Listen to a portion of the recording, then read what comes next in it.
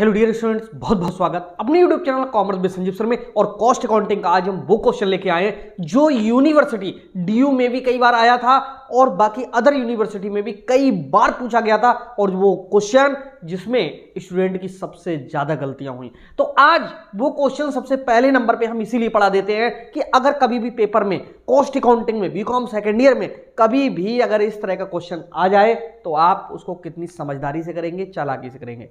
तो मैंने आपके लिए स्टेटमेंट ऑफ कॉस्ट पढ़ाना शुरू कर दिया है, तो जिसमें आज मैं एक क्वेश्चन लेकर के आया हूं और ये मैंने लिख भी दिया है। Very very most important question है। बस इसमें से 3-4 चीजें आप सीखोगे। इसके बाद में आपकी बुक से जो क्वेश्चंस हैं उनको बहुत मोस्ट इंपॉर्टेंट जो क्वेश्चंस हैं कई सारी बुक्स के निकाल करके तब में हम देंगे। देखिए, कोई बच ही नहीं सकता क्वेश्चन जो एग्जाम में बिना पढ़ा हुआ ना आए। ओके, देखो स्टार्टिंग में यहां पे से कह रहा है निम्न से एक्स का लागत विवरण तैयार कीजिए। तो यहां पर हम लिखेंगे statement of cost of mister कौन है, एक्स। एक्स का है, कोई डेट दी हुई होती तो यहां लिखते हैं एज ऑन करके, लेकिन नहीं है, कोई बात नहीं। स्टेटमेंट ऑफ कॉस्ट में पार्टिकुलर्स और अमाउंट दो ये चीजें होती हैं और इन्हीं के बेस पर ये सॉल्व किया जाता है। क्वेश्चन एग्जाम में आया हुआ है, बहुत मोस्ट इंपॉर्टेंट है। कैसे करके सॉल्व करेंगे देखिएगा। सबसे पहले नंबर पे हमको लिखना है रा material consumed. Raw material consumed का मतलब होता है कि मटेरियल वास्तव में लगा तो लगा कितना। अब इसके लिए हमें क्या करना होता है, इसके लिए हमें करना यह होता है कि जो प्रारंभिक सामग्री है यानी ओपनिंग मटेरियल उसे लिख लीजिए, कितना था, 30,000 था। ऐड करोगे इसमें क्या, परचेज, यानी जितना परचेज करके लाए। देखो कहीं है क्रैक की गई सामग्री, निशान लगाते चलो जिससे उनको दोबारा देखना ना हो। 80,000, भाई 30,000 का हमारे पास में पहले से था, 80 का हम और खरीद करके लाए, हमारे पास में हो गया 1,10,000 का।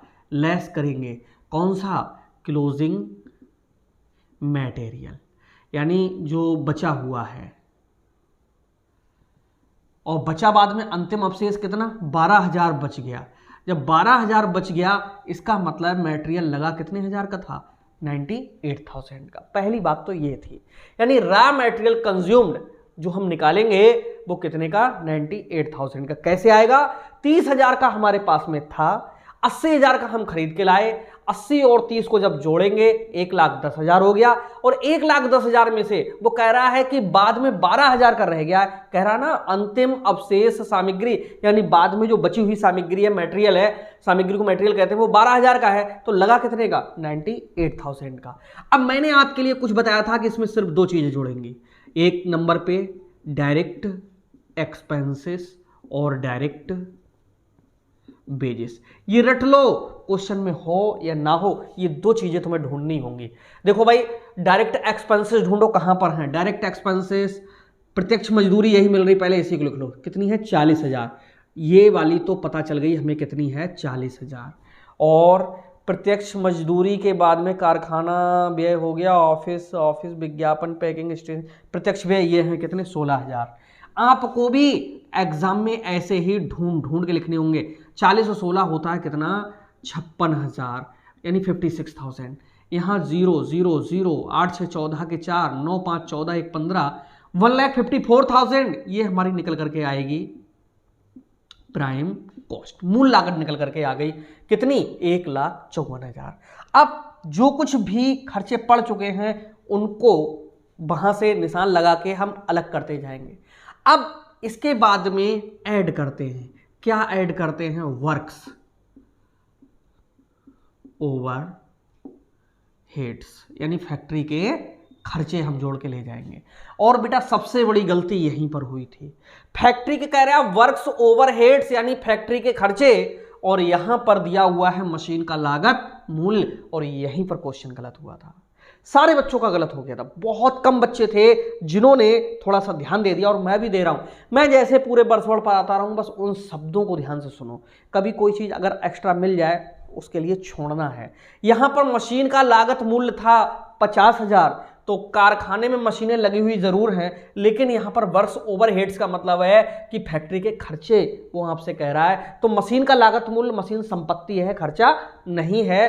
तो यहां से सीधे डेप्रिसिएशन लिखना था, डेप्रिसिएशन ऑन मशीनरी ये होना था। यानी 50,000 की जो मशीन है, हिरास की दर 10% है, इंटू 10/100 करना था। इससे ये बराबर में कितना निकल करके आया, अंदर ही लिखेंगे कितना, 5,000 लिखना था 5,000, और बच्चों ने 50,000 भी डाला और हिरास की दर निकाल करके 50,000 भी डाला और 5,000 खर्च दिखा करके डाला, यानी 55,000 दिखाया, वहीं गलत हुआ।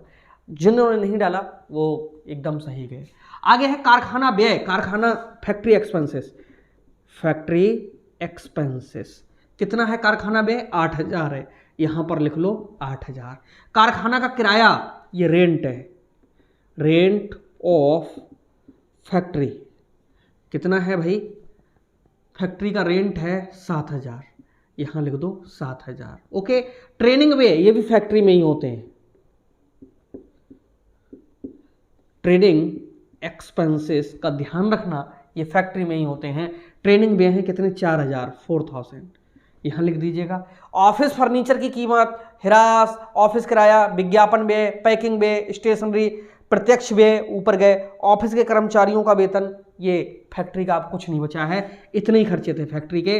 तो फैक्ट्री के खर्चे हमने जोड़े तो 5, 8, 13, 7, 20 और 4, 24,000।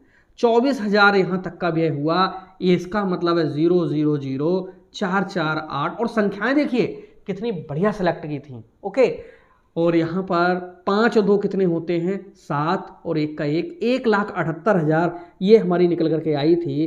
कौन सी कॉस्ट, वर्क्स कॉस्ट, यानी फैक्ट्री की लागत।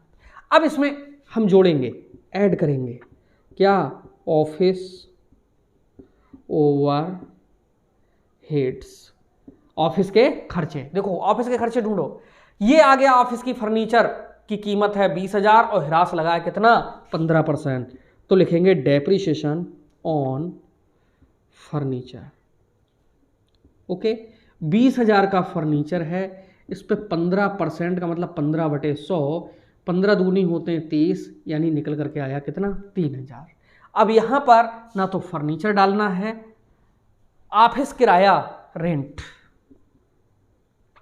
रेंट है, रेंट ऑफ ऑफिस, रेंट है, ऑफिस का किराया है ओनली कितना, 4,000। और विज्ञापन व्यय नहीं आएगा यहां पर, ठीक, कहां आएगा, सेलिंग एंड डिस्ट्रीब्यूशन में, ना विज्ञापन आएगा ना पैकिंग आएगा, स्टेशनरी आएगी। स्टेशनरी कितनी है, 2,000 रुपए की स्टेशनरी। एक्सपेंसेस कितने के हैं, 2,000 है। प्रत्यक्ष व्यय तो ऊपर गए, ऑफिस के कर्मचारी का वेतन, ऑफिस सैलरी,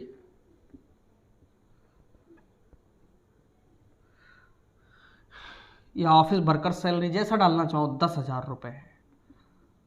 ओके, इसका टोटल देखिए करेंगे, और कुछ नहीं बचा है ऑफिस का, ये भी हो गया, ठीक है। अब यहां पर जब हम करेंगे तो ये आ रहा 0, सेकेंड नंबर पे 0, थर्ड नंबर पे 0, 3 और 4, 7, 2, 9 का 9 आ गया, 1 का 1, 19,000 हुए। टोटल जब करेंगे इसका तो 0, 0, 0, 9, 8 होता है 17, और 7 और 1, 8 और 1 हासिल का 9, 1 का 1, 1,97,000। ये हमारी कहलाएगी cost of production, cost of production. इसको हम ऑफिस कॉस्ट भी कह सकते थे, ये सी है यहाँ पर, ऑफ कॉस्ट ऑफ प्रोडक्शन, ठीक है। 1, 2, 3 कॉस्ट हमारी निकल चुकी हैं। इसके बाद में इसमें ऐड करना होता है सेलिंग एंड डिस्ट्रीब्यूशन एक्सपेंसेस। और जब जब मैंने ये क्वेश्चन स्टूडेंट्स को पढ़ाया तो उनके अंदर कई चीज़ों की समझ बढ़ी, उन चीज़ों की समझ बढ़ी कि आगे हम जितने भी न्यूमेरिकल्स पढ़ाएंगे वो सारी चीज़ें आएंगी, उनको तो लिखेंगे। उसके अलावा कुछ एक्स्ट्रा चीज़ें ऐसी अगर कहीं पर दी हुई होंगी तो उनमें बुद्धि ज़रूर लगानी है, ठीक है। तो यहाँ पर सेलिंग एंड डिस्ट्रीब्यूशन एक्सपेंसेस में क्या क्या है, देखो एक विज्ञापन है और पैकिंग है। विज्ञापन को कहते हैं एडवर्टाइजमेंट, और एडवर्टाइजमेंट 1000 रुपये का है। और क्या है, पैकिंग एक्सपेंसेस कितना है, 500 है।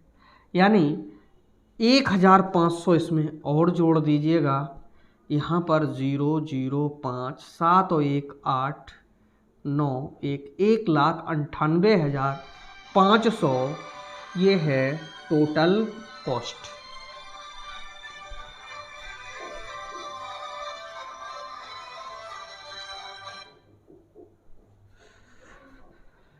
ये हमारी निकल करके आई कौन सी कॉस्ट, टोटल कॉस्ट। और इस टोटल कॉस्ट को ही वो पूछ रहा था। ठीक है, लागत विवरण तैयार कीजिए, इसके बाद का कोई भी दिया हुआ नहीं। अधिकतम क्या होता है, टोटल कॉस्ट के बाद प्रॉफिट या सेल्स, दो में से एक चीज दी हुई होती है, उससे दूसरी चीज निकल जाती है। तो वो आगे की बात है, आगे हम पढ़ाएंगे। तो कैसा लगा ये जरूर लिखिएगा। मिलते हैं नेक्स्ट वीडियो में, तब तक के लिए बाय बाय।